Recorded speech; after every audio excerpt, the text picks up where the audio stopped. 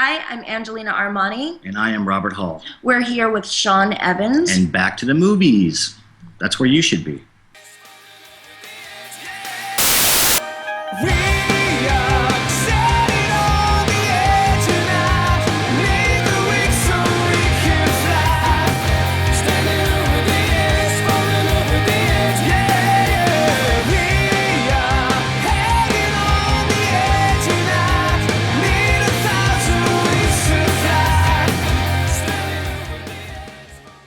So joining us on Back to the Movies tonight is Robert Hall and Angelina Armani. Now, Robert Hall is the director of Fear Clinic the movie, and Angelina Armani is soon to be the star of Fear Clinic the movie. How are you guys? And thanks for joining us.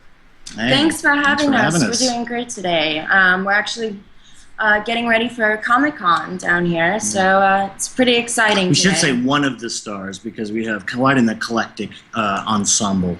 Oh yes, I mean, everything that I've been reading, a very collective ensemble indeed. And I mean, San Diego Comic-Con, I'm extremely jealous. I mean, we won't talk any more about that. I mean, I'll get jealous, I'll turn the conversation off, and I'll just go home.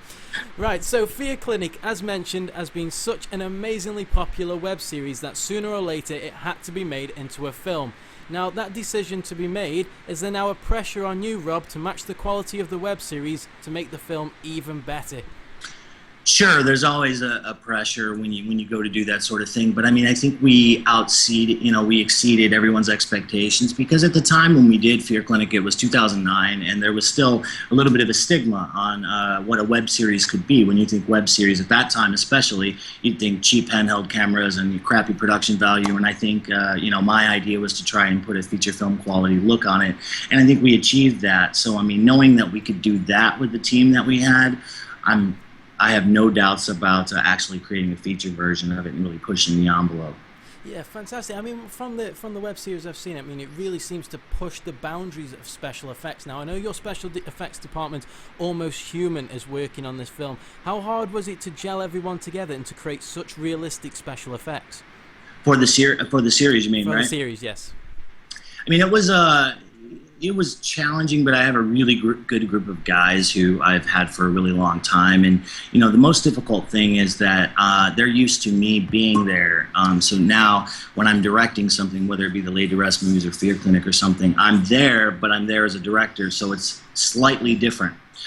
So they have to sort of switch gears a little bit, and they don't have me there to physically do the work because I physically can't do both. So it makes it a little bit challenging, but what's great about it is I can actually physically just concentrate on designing what I want it to look like and then just delegating those responsibilities and executing it. My staff are so great that, they carry through with exactly, my style of what I would do if I were there. Yeah, well, from all the effects reels that I've been watching of the work that Almost Human do, I mean, you guys do a great job, so I'm sure we've got a lot to look forward to in the movie to come. Now, Angelina, straight off the mark for you, tell us how you got the role to star in Fear Clinic the movie. I can't give it all away. I love the web series so much, and I think everybody really loved that web series. I think they pretty much had everybody in mind for this. So the people that have been pretty much in the web series are going to be in the feature, and they're adding on more people to the cast. So, I kind of approached them about it and said, this is something I'd love to do, and they said, why not? And we kind of put our minds together, and I can't give it away, but it's really exciting. No, and we have. I actually can't give anybody's character away. It's not a direct continuation of the web series. Aaron did a good job of rewriting the feature script, or writing the feature script, and then I helped him sort of retool it and rewrite it, and we came up with a lot of new phobias and new characters. So there are going to be those people that you expect to see from the web series. Yeah. I could say that much, that I'm at least one of the patients. She has a phobia, a very cool one. And so basically she did a great job for me in Chrome Skull. And so, you know what? I think that's kind of how it started, too, is when I was in the Fear Chamber when I was doing something with Robert Englund, we were doing this kind of teaser for Fear Clinic. And I think they liked it so much that they were like, why don't we do this in the feature itself? But, she was a shoo-in because she already worked in it, so let's be honest. Yeah, well, I'm really excited about it, and who doesn't love to talk about phobias and go through all that? Definitely, and everyone loves a good horror film at the end of the day. Yes. Yes, and there's so few of them lately. Yeah, there is. I mean, websites across the globe, I mean, far and wide, are rooting for you to be the next Scream Queen, Angelina. Now, before the film has even been filmed, that's crazy. Is there a big weight on your shoulders to achieve the expectation of the fans? No, you know, I want to make everybody happy. Don't get me wrong, but no, I don't keep that on my mind about a certain topic or a certain standard that I have to approach or reach for anybody, or title, especially the title. You know, I never want to think about that. I actually just want to go in, do a good job, and at the end of the day, I just want to be a part of a great team and make a really damn good movie. I think that's what's really important to me, and wherever that goes, it goes. And I'm not calling myself a Scream Queen or anything at all. I think people are probably going to brand you somehow, and however that comes, I'll take it as it goes there. And but I just want to do a good job. Well, that's all that matters. It's nice to know that you have a nice work ethos there. I mean, now a question for you guys together. I mean, if you were stuck in the fear clinic, why would you be there? What are your phobias? If I was personally? Personally, yes. Yeah. I'm very claustrophobic, and we handled that topic actually in season 5 episode 5 of the series. Mine would probably be something like fish, because I'm really afraid of fish. Wait, you went from claustrophobia I don't to know, fish. because claustrophobia we've already done. So what about if the fish were trapped in the bowl like a claustrophobic See, that's fish? it. If I was trapped on a Southwest Airlines flight with a bunch of fish, that would be pretty much my worst nightmare. That's horrible. Yeah. It does sound pretty horrible. I mean, you That's guys... a really bad phobia. What is this? Fishophobia. Wait, you went from claustrophobia to fish. I'm scared of fish. What about sushi? How do you stand on sushi? Do you like sushi? Can you eat it, or are you too scared of it? Yeah. The only thing worse than fish is raw fish. Oh, yeah, that's true, man. I mean, I hate sushi. Start somehow. But no, I mean, what's great in all seriousness about this concept that Aaron came up with, and that you know Robert has been so in love with since we did the series, is that you know, it taps into something so visceral and so real and accessible for everyone, because we all are scared of something. Let's face it, whether you have an actual classified phobia or not, everyone has a fear. Everyone is scared of something, and most people will tell you what that is. Like you suggested in a second, they'll be like, I fucking hate spiders, or I fucking hate this, or I weird fetishes. I've heard of people, but not fetishes, phobias. I've heard of people who've been like scared of antique furniture and like weird things like that. So, but Billy Bob Thornton, I think, has got this huge phobia of antiques, and you know, and for whatever reason, that taps into something very, very deep and guttural and psychological. And what I love about that is it's all different, but we can all still relate to it. Yeah, What I really love about the whole aspect when it comes to phobias is that no matter how silly it may seem, you can always take that concept, and if it's really personal to you, it's not silly anymore. You know, there's people out there that are afraid of duct tape even, you know, but if you have something that has happened to them, like with a traumatic event, you know, it's no longer funny. Now it's personal, and that phobia, it really exists, Right. and you start to think about it. I think. I mean, what England does, or England's character does with this thing, is essentially a exposure therapy type of thing. So you have to face your worst fears in order to conquer them, which is actually a very kind of true way of therapy. It's actually a well-known way of doing it, but it does it in sort of the ultimate way by putting you in this thing, this chamber that he's created, this fear chamber, and it's almost like what is it called? I'll have to edit this part. What is the sense deprivation? It's almost like a sense deprivation chamber, in a sense. So you actually lose all of your senses when you go into this thing, and of course, whatever you're afraid of, it amplifies it and brings it out to you in increments until it's like what's your level of I can't take it anymore. And what's great about that is it's able to really create some amazing imagery for the movie, because there's sort of no boundaries. Okay, well, bringing to that question, I mean, the CGI of Fear Clinic, I mean, do you feel as though CGI is really taking over Hollywood, but for horror fans, prosthetics and makeup is the true element of horror? Now, with me knowing nothing about special effects whatsoever, how do you feel about CGI, and could prosthetics be around for the foreseeable to give that more realistic effect on film? Well, if you know anything about me, I'm very opinionated on that subject. And my company, Almost Human, is actually one of the few companies in the world, Peter Jackson's Weta in New Zealand, notwithstanding, they're sort of a good example of what we do.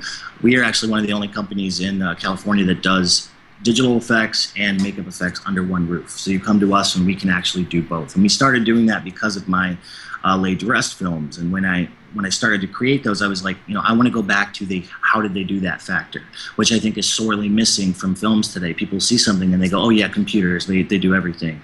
But I wanted to go back and actually trick the fans and use so much practical but augmented in a way that you didn't realize that you were being fooled. And I actually did what I achieved with those films, and I was so excited because people gave me a lot of undue credit. They said, oh, Rob, you went back to practical stuff and he's bringing it back. It's so not true. I just used digital the right way. And so that's sort of been my mantra with the new Almost Human as we've sort of launched, and we've been doing films since John Dies at the End, and all the way up to now. We're doing a movie called Where with the guys from The Devil Inside. We do a lot of TV. We do Wilfred, Teen Wolf, and we're doing both. And my vision of it is a seamlessly integrated world. So to answer your question in a nutshell, you have to look at the specific scene, the specific effect, and figure out what is the best tool for it. You would be a nut to avoid something like CGI, when you're trying to tell a story. It should really serve the narrative. And I think that there's a big backlash about CGI, and a lot of it is appropriate, because when you're doing a $60 million movie with a giant cartoony monster running through there that didn't need to be there, I agree with fuck CGI, but But it is a tool that you can't deny that helps us, as I've shown in some of the projects that we've done. Wow, what a fantastic insight there. I'm sure that'll get the fans stirring about it, that debate there. Now, guys, the campaign has started on Indiegogo, and so far you have raised close to $10,500, which is a superb start. But you're constantly pushing more and more to hit that 150K mark. Now, what message would you both give potential donators out there to pledge to the movie, and what do you feel as though are the best perks out there that the fans can get? I think that's the whole thing about it. What's really cool and interesting is you know what you're getting, depending on what you're contributing towards the feature film that we're doing. And if you look at the perks that's listed, I'll be honest, I don't think I've looked at them all, but I do know that I want to add more. So I think I've got some hidden perks for a lot of the fans out there. We do. And that's something I want to bring up to them as the time goes on. And, we're really excited, and, we're happy for any denomination, anything that people are putting in. We're really grateful. Yeah, it's look, we're coming out of a recession. It's a tough time to get films made, I understand. And so we're so grateful. And, I think what's exciting about it is something that, they get to take with them. They get to be a part of this film. They get to be a part of this family, basically. They've contributed, they've put something in, and then we're going to give something back to them. So by having someone attached, it means a lot to people, and it's people coming out of nowhere, and we're really grateful. Yeah, and really excited about it. Yeah, Aaron did a good job of coming up with the perks, and luckily Danielle Harris and Robert Englund and the whole entire cast have been great about being accommodating. I mean, it takes a lot of work for those guys to take time out, not only to shoot the promotional videos, but to say, yeah, I'll go to dinner with a fan who contributes this much, or I'll do this, or I'll leave voicemail greetings. It's a lot of extra work. But it kind of shows you the state of independent horror films today and what we have to do to make it work. So, this is really a rally cry to horror fans. If you own Nightmare on Elm Street on Blu-ray, then you need to help us with this movie, because this is the kind of thing that we're trying to do, and it's very difficult unless you're, one of these found footage films or something like that, or a reality thing. And I think you're talking to the best niche that you have out there. It's horror fans. I feel that they're the most dedicated. And Indeed. if you're looking for someone to donate anything, whether it's spreading the word or actually by financial means, I really do turn towards horror fans because they're so loyal. There's a lot you can do without having to open your PayPal account. There's literally just help us get the word out. Spreading the word would really be helpful. I mean, because as you know, there's so many avenues and chat rooms and boards that I don't even know about that would get it to an audience that we don't necessarily know about. You know, and what they should know is that because they can't necessarily do something, it doesn't mean somebody else can't. So it doesn't hurt to spread the word and to tell people about the campaign and just to shoot a link over to somebody. And, you know, it's also about the perks. People are really excited. You know, the more you contribute, the more that you get out of it. I also have a few things that aren't listed yet that we were discussing today, and we're gonna make an announcement shortly about that. Yeah, there's going to be if all goes well, there's going to be a potentially huge announcement about something that we're trying to put together that would, excuse me? That's it. Yeah. You don't want me to tell? No, I don't want you to tell right now. I'm not telling. I don't think you should. I'm not telling. But that's it. I'm just teasing. There's Potentially a very, very, very big perk that would be out of this world for horror fans. Let's just say that. Yeah. Okay, fantastic. Well, we'll leave that there. I mean, open there for people to think about. Now, we have to make it clear to everyone out there who's listening that the Fear Clinic movie will get made whether or not the campaign gets funded or not. What was it that pushed you towards setting up an Indiegogo campaign, and what will the raised funds be used for? Well, it's more of Mark Johnson, our producer, and Aaron Drain have really been spearheading that, and that was their idea. They were originally going to use Kickstarter, and I think they looked at some different projects, and I think this one fit our paradigm more and fit, you know, our archetype of our film a little bit more. So essentially, you know, what people also need to know is we're not making a really cheap film. It's actually a pretty high concept film. So we can't make it for the level that we're asking for in Indiegogo. This is actually gap financing. This is finishing funds because we don't have enough essentially to do it correctly. So all that money will be put into post-production, or probably not even, it'll probably be pre-production, and literally getting the movie off the ground. So their financing will actually be what gets us to roll the cameras. Fantastic. Now, with a stellar cast of horror stars in the film, Kane Hodder, Robert Englund, Danielle Harris, where do you see the movie going? Could this lead to a cinematic release? And what are your plans when the film is actually released? Yeah, I do think so. I mean, you know, this day and age, sometimes it's you're not in bad shape if you have a really great VOD. You know, sometimes that's even better. But you know, of course, we'd all like to see it on the big screen, and I think it probably will in some capacity, depending on what distributor we ultimately go with, because we are doing this Renegade. We have no studio backing, so we are going to be taking this, you know, to the masses and groundswelling it. So yeah.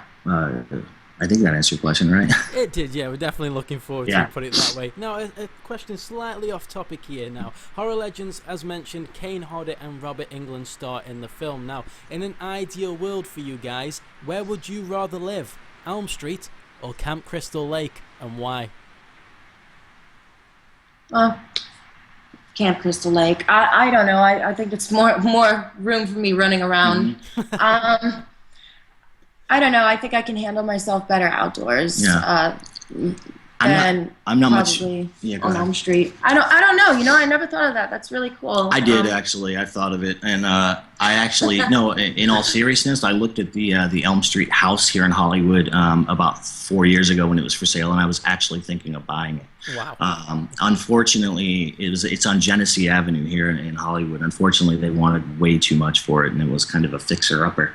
I would have preferred it if they left the red door and, you know, all the blood and stuff like that. I think it looks different now, right? Didn't they? It doesn't look that much different, actually. You can look it up online. But no, I'm a giant Elm Street fan. In fact, it's ironic that I'm in this position now working with Robert, and, you know, he calls me in the middle of the night, and, you know, I see him all the time because I literally am the most giant Freddy nerd that you will ever meet in your life. And I grew up with Freddy wallpaper. You know, all the fold-outs from the Gore Zone magazines and the Fangoria magazines were my 15, 16-year-old life. And you know, getting to work with Robert in this kind of capacity is just really a dream come true.